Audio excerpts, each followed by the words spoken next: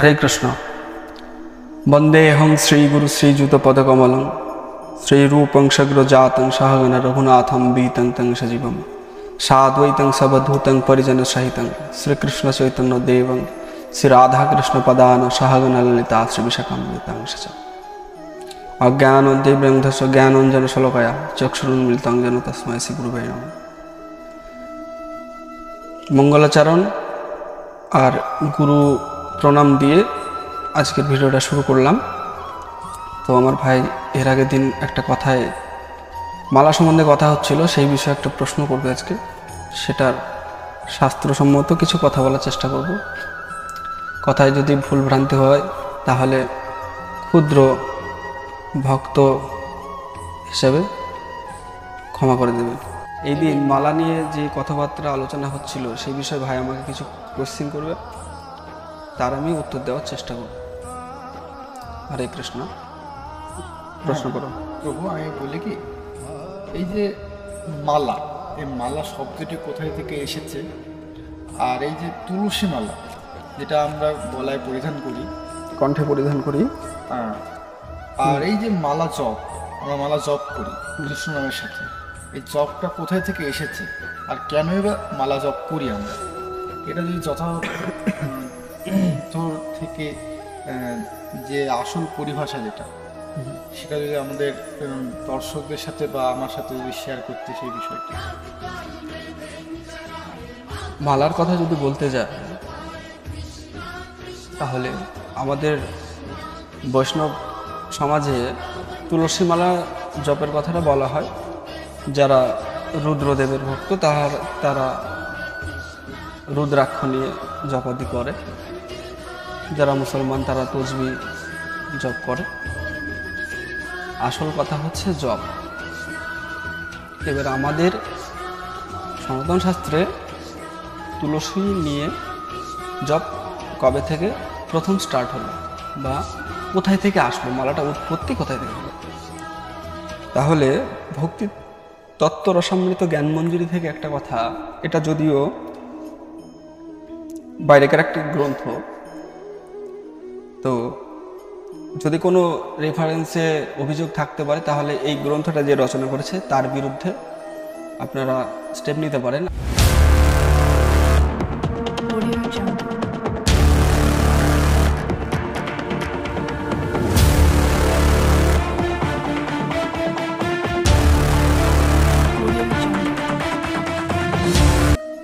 বলছে মালার উৎপত্তিটা গুরু বৈষ্ণব পাঠতত্ত্বে আছে বর্ণন।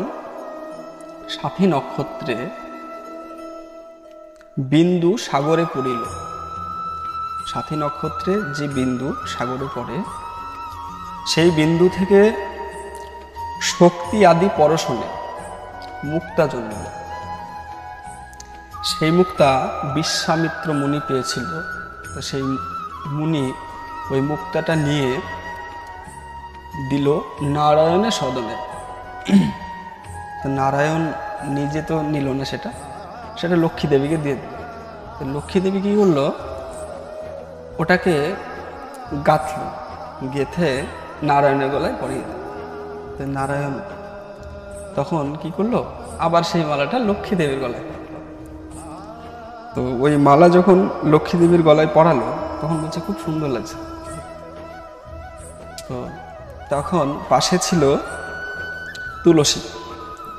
লক্ষ্মীদেব এবার তুলসী বারবার তাকিয়েছিল, তো এবার তুলসী আসিয়া তথা মুখতামা গেল। তখন তুলসী দেবী এসে বলল আমি একটা মুক্ত দিতে। তো তখন তুলসী দেবী দিল, লক্ষ্মী দেবী দিল না। তো বলছে নারায়ণ তখন, তুলসী শোনো প্রিয়ে, মুক্তার মালা যে জন্ম না করো ভাবো, এই যে মুক্তর মালাটা যে আবির্ভাব হলো তার কথা সে তুমি ভাবছো, এটা ভেবো না। তুমি তোমার অঙ্গেতে হবে মালার জন্ম। তখন বললো তোমারই অঙ্গেতে মালার জন্ম হবে। তো বিশ্বামিত্র সেই মালা করিবে কর্তন এবং তারপরে গেঁথে এনে দিবে শিবস্থান। তখন শিবের কাছে আসবে। এখানেও কিন্তু একটা বৈষ্ণব শিবস্থান দিল মালাটা, মানে আমরা পাওয়ার আগে না শিব ঠাকুর পেয়েছি। তাহলে নারদের শিক্ষাকালে মুনি পাবে দান। নারদ যখন শিক্ষা গ্রহণ করবে তখন সে পাবে, এবং নারদ তখন সর্ববৈষ্ণবে প্রদান করিবে। হইবে মালা তুলসী, তাই তোমার সম্মান। তোমাতে তখনই সম্মান হবে, তোমার মুখতার মালার কি প্রয়োজন। এই ভেবে যখন তুলসী দেবীকে এত সুন্দর একটা বর প্রদান করলো নারায়ণ, তখন বলছে যে পাদপরূপেতে তব অংশ হতে হবে, তুলসীর বৃক্ষ বলি সংসারে ঘষিবে। তখনই বলছে তুমি তুলসী হিসাবে ঘোষণা হবে তোমার। এবং কি হবে? জলপদ্ম পুষ্প দ্বারা শ্রীকৃষ্ণ পূজন, জল পুষ্প দ্বারা পদ্ম দ্বারা শ্রীকৃষ্ণ পূজন, জন্মান্তরে করিবে কো সর্বভক্তগণ। জন্মান্তরে সে হচ্ছে সেটা করবে, এবং দেব দেবীর পূজা আদি সকলই করিবে, বৈষ্ণব মণ্ডলে তোমায় শিরেতে ধরিবে, তোমাকে শিরে ধারণ করবে। বরদান তুলসীকে দিল নারায়ণ, শুনিয়া তুলসী দেবী আনন্দিত মন। বর পেয়ে তুলসী তথা হইতে যায়, তুলসী ধন্য বলি যাবত ঘোষায়। এবারে কথা, তুলসীর উৎপত্তি সম্বন্ধে হয়তো সুন্দরভাবে বোঝানোর চেষ্টা করতে পারলাম না, চেষ্টা করলাম, কিন্তু হয়তো একটু যদি ভিডিওটা না কেটে যদি দেখো তাহলে বুঝতে পারবে কথাগুলো। এটা হলো উৎপত্তি। এমনকি তুলসী দেবীকে সর্ববৈষ্ণব গলায় মানে কণ্ঠে ধারণ করে, এমনকি জপাদির যে একটা কার্য আছে আমাদের গুরুঘর থেকে দেয়, সেই জপটা করে। প্রথমে গুরুদেব সেই মালাটাকে প্রথম জপ করবে, তারপরে সেই মালাটা শিষ্যরা জপ করবে। এই হচ্ছে মালার কথা। এবারে প্রতিবাদমূলক একটা কথা বলার চেষ্টা করছি, যে প্রতিবাদ এটা আমি জানি যে একটা ক্ষুদ্র জায়গা থেকে ক্ষুদ্র একটা মানুষ হয়ে একটা কথা বলছি। যদি কারো জিনিসটা নিয়ে প্রতিবাদ করতে হয় তাহলে তারাও করতে পারে, তাতে আমার আপত্তি নেই। হওয়ারও কথা না, প্রত্যেকটা মানুষের নিজস্ব ব্যক্তি স্বাধীনতা আছে, বলারও অধিকার আছে। তাহলে তুলসী দেবীকে সম্মান জানিয়ে যে নারায়ণ ভগবান নারায়ণ যে একটা বরদান করেছিল যে তোমার অঙ্গিতে হবে মালার জন্ম, তোমাকে নিয়েই তারা জপাদি করবে। তাহলে এখনকার দিনে কিছু কিছু নতুন বৈষ্ণব দেখা দিচ্ছে বা দেখা যাচ্ছে যে তারা তুলসীকে বাদ দিয়ে কলকৌশলে জপাদি করার চেষ্টা করছে, তুলসীকে বাদ দিয়ে। কিন্তু এখানে নারায়ণ বলল তোমারই অঙ্গেতে। এমনকি আমাদের গুরু মহারাজদের যদি ধরা হয়, আদিও যারা যারা সরস্বতী গোস্বামী মহারাজ, মাধব গোস্বামী মহারাজ, তারা জপাদি যা কিছু করেছে সবাই তুলসীর মাধ্যমে। কিন্তু এক্ষেত্রে কিন্তু আছে যে এখন যেটা কাউন্টিং মেশিন বেরিয়েছে, একটা নতুন কাউন্টিং মেশিন বেরিয়েছে অনেক দিন আগে, আজকে নতুন কথা না, হয়তো আমি আজকে নতুন বলছি, আমিও আজকে নতুন শুনেছি। তো কাউন্টিং মেশিনের দ্বারা জপাদি করছে, এটা যদিও বিদেশিদের প্রদান করা। তো এই বিষয়ে আমি মানে কড়া মন্তব্য করছি বা ধিক্কার জানাই। তাহলে আজ থেকে আগেকার যেসব বৈষ্ণব বা গুরু গোসাইদের মুখে যেসব কথাবার্তা শোনা যায়, যার গুরু পরম্পরায় এসেছে, আমরা পরম্পরা ধারা অনুযায়ী যদি চলি, তাহলে এটা কেমন স্বভাব? এটা কি আদৌ ঠিক? যদি কোনো রেফারেন্স কোথাও কোনো কিছু থেকে থাকে তাহলে আপনারা অবশ্যই জানাবেন, যারা যারা ভিডিওটা দেখছেন। এটা আমাদের চৈতন্য মহাপ্রভুর শিক্ষা হতে পারে না।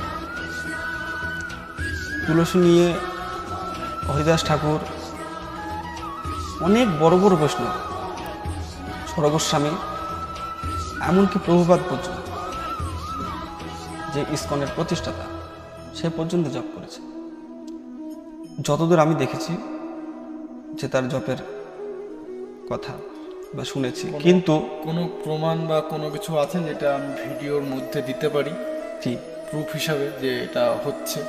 হ্যাঁ অবশ্যই অনেক আছে, তারা নিজেরা বিক্রি করছে ইসকনের অনেক জায়গায় এটা হচ্ছে, কিন্তু আমাদের আমি মানে অন্যান্য মঠে এটা দেখিনি, আমি ওখানে দেখেছি এটা। এটা সম্পূর্ণভাবে স্কনে দেখা যাচ্ছে, তাই তো? তো এটা আপনারা যদি একটু যদি ভক্তির পথে একটু সিদ্ধান্ত, হ্যাঁ আমি জানি এটা যে নামের খণ্ডাক্ষরে যদি উচ্চারণ হয় তবুও তার স্বীকৃতি বা ফল লাভ করা হয়। আপনারা কি ফলের আশায় কৃষ্ণ ভক্তি করতে এসেছেন? একটু ভেবে দেখবেন। ভগবান কৃষ্ণ এক জায়গায় বলো না, শ্রীকৃষ্ণ কি বলছে যে কর্ম করে যাও, ফলের আশা করো না। তাহলে কর্ম করো না, কর্ম করে যাও, ফলের আশা করো না। এটা যদি হয় তাহলে আপনারা শুধু নাম ফলের আশা করার জন্য ওই কল কৌশলে জপছেন। এটার প্রত্যেকটা হিন্দু বা সনাতনীদের যারা যারা একটু ভক্তিপথে আছে প্রত্যেকের এটা প্রতিবাদ করা উচিত, কিন্তু কেউ করছে না। তার একটাই কারণ, সেটা হচ্ছে একটা বড় প্রতিষ্ঠা, আর কোনো কিছু না।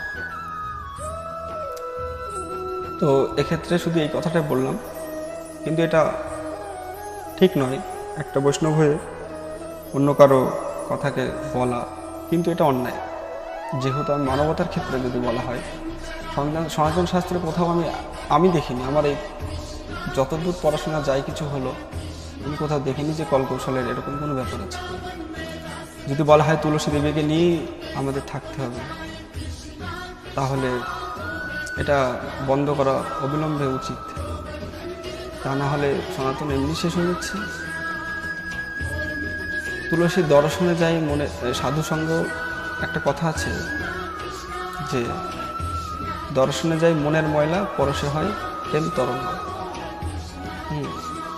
তাহলে তুলসী দর্শন করা মানে দর্শনও যদি করে আমি, তাতেও আমার মনের ময়লা যায়। পরশে অঘন আশায় তুলসী কৃষ্ণ পেয়েছে নম নম। তুলসী দেবীর আরতি করছি, এত কিছু জানছি, এত কিছু আরতি ছাড়া চলছে না, তুলসী দেবীর সামনে রাখছি, আর জপের বেলায় তাকে বাদ দিয়ে কলকৌশলে যদি গোজামাল দেওয়ার নিজেদের সুবিধার্থে যদি গোজামেল দেওয়ার ইচ্ছা হয় তাহলে অন্য জায়গায় দেবে। এক্ষেত্রে ভক্তি পথে এসে এটা করাটা উচিত নয়। যদিও সাধুদের, যারা সাধু হয় তারা দোষগুণ দেখে না, কিন্তু এটা শুধুমাত্র মানবতার খাতিরে বলার জন্য বলতে আসলো। আজকে মালার উৎপত্তি সম্বন্ধে জিজ্ঞাসা করলো, সেই জন্যই কথাটা আসলো। মালার উৎপত্তি এইভাবে হয়েছিল, সে থেকে বৈষ্ণবরা জপাদি করছে, যারা করছে কিছু সংখ্যক। এবার বৈষ্ণবরাও মালা জপ করুক, তাতে আপত্তি নেই, কিন্তু ওইটা আস্তে আস্তে আমাদের সনাতনীদের বদ্ধ করে দেওয়া উচিত।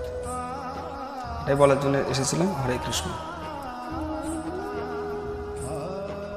তো আর একটা কোশ্চেন করতে হলে, এই যে আমরা মালা জপ করছি, মালা জপের কারণ বা যে ফলাফল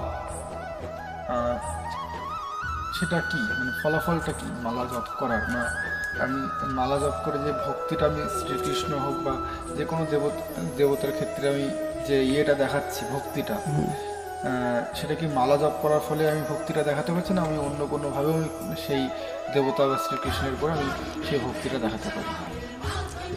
এক হরি নামে জীবে যত পাপ হরে, পাপের সাধ্য নেই সেই জীব তত পাপ করে। মিছে মন্ত্র জপে জীব মন্ত্রে কিবা করে, আপনারে না চিনে জীব পুনঃ পুনঃ মরে। আপনার জাতি ধর্ম জলেতে ডুবাইয়া, হরিনাম করো গিয়া নিরালে বসিয়া। অর্থাৎ হরিনাম করতে হবে নিরালে বসে। বাজার করতে যাওয়া ওই ব্যাগের মতন এরা পায়ের নিচে ঝুলাতে ঝুলাতে যাওয়ার জিনিস না। বাজার করতে যাই না সবাই, দেখবে যে বাজার করতে যায়, তখন ওই বাজার করার ব্যাগ অনেকে ঝুলাতে ঝুলাতে যায়। ঠিক আছে, এইগুলো হচ্ছে কিছু কিছু একদম উটকো কিছু মানুষের জন্য এর সম্মান এত নষ্ট হয়ে গেল। জপের যে থলিটা দেখেছি যে ঠিক আছে বাইরে বেরিয়ে জপ করে, বাইরে বেরিয়ে করছে, করুক, তাতে আপত্তি নাই, করছে, কিছু বলতে পারবো না। যেহেতু বলছে যে সদা হরিনাম করবে, তাদের মালার দ্বারাই হরিনাম হয়, বাদ বাকি কোনো সময় হয় না। 20 বছর 30 বছর ধরে মালা জপ করছে, জপ করার পরে জপের ব্যাগ থুয়ে দিলে আর মুখ দিয়ে হরিনাম বেরোয় না, এটা বোঝাতে চাইছে। সে করুক, তাতে আপত্তি নেই, কিন্তু কি বললো, হরিনাম করো গিয়ে নিরালে বসে, ব্রহ্ম অগ্নি শক্তি জ্ঞানে দেহ জ্বালাইয়া, তাহার মধ্যে হরিনাম দেবে মিশাইয়া, তাহার মধ্যে যে নাম বাঁচিবে সার, 3 নাম বাঁচিবে সার। এই নাম করলে জীব হবে ভবসিন্ধু পার। একটা নামের ভিতরে 3টে বীজ রয়, একটা মন্ত্র জপ করলে 27 লক্ষ হরিনামের সমান হবে। সে নামটা কি? সে নামটা বলা যাবে না তো, সেটা আপন আপন গোসাইদের কাছে জানতে হবে, আপন আপন গুরুদেবের কাছে জানতে হবে। আর হনুমানকে গোসাই বলা হয়, এটাও বলে দেওয়া হলো কথা ধরতে। হনুমান চালিসা পড়লে ওখানে লেখা আছে জয় জয় জয় হনুমান গোসাই।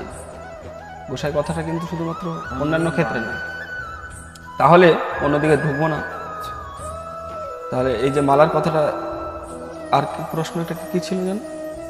কোন প্রশ্নটা? এই প্রশ্নটাই, এই প্রশ্নটা এই যে আমরা মালা জপ করছি, এই মালা জপ করার কারণ আর এর ফলাফলটা কি? আচ্ছা, ফলাফল বলতে গেলে ভাবে কি আমরা যদি হ্যাঁ বলি, করতে পারি? রত্নাকর যখন রাম নাম জপ করতে গেল, তখন রাম নাম বেরিয়েছিল না, মরা বেরিয়েছিল। মরা, এই মরা মরা মরা মরা মরা মরা জপ করতে করতে রাম বেড়ায়। তো এই নামের গুণে একটা মানে একটা মৃতপ্রায় বৃক্ষ সতেজ হয়েছিল নামের গুণে। তো ওই নাম জপটাও সেই একই জিনিস, এই মৃতপ্রায় যে শরীরটা, সে শরীরটাকে সজীব করার জন্য, শুধু কৃষ্ণ ভক্তির পথে এগোনোর জন্য। কারণ হরিনাম হচ্ছে কলিযুগের মহামন্ত্র, এই নাম ব্যতীত অন্য কিছু হয় না। জয় শ্রীকৃষ্ণ চৈতন্য প্রভু নিত্যানন্দ শ্রী অদ্বৈত গদাধর শিবাসাদি গৌর ভক্তবৃন্দ। তারপরে হরিনাম জপ, হরে কৃষ্ণ কৃষ্ণ কৃষ্ণ হরে হরে, হরে রাম রাম রাম হরে হরে। আমরা একটা জিনিস এই 16 নাম আর 32টি অক্ষর, এর প্রত্যেকটার অন্তর্নিহিত আলাদা আলাদা ব্যাখ্যা আছে। হরে কৃষ্ণ কৃষ্ণ কৃষ্ণ হরে হরে, হরে রাম রাম রাম রাম হরে হরে, এটার আলাদা আলাদা ব্যাখ্যা আছে। 8টা হরে, 4টে রাম, 4টে কৃষ্ণ। অনেকে বলে শ্রী রাম আর কৃষ্ণ আলাদা। না, একই ক্ষেত্রে একই। কৃষ্ণ, ভগবান কৃষ্ণ পূর্ণ অবতার, রামচন্দ্র অংশ অবতার।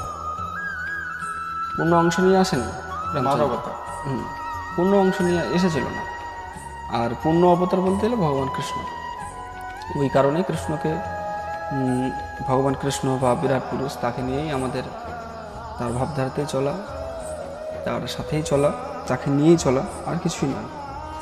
তো এই ক্ষেত্রে শুধু এটাই বলবো। আর একটা হচ্ছে, একটা কথা আছে যে, বলি কথাটা,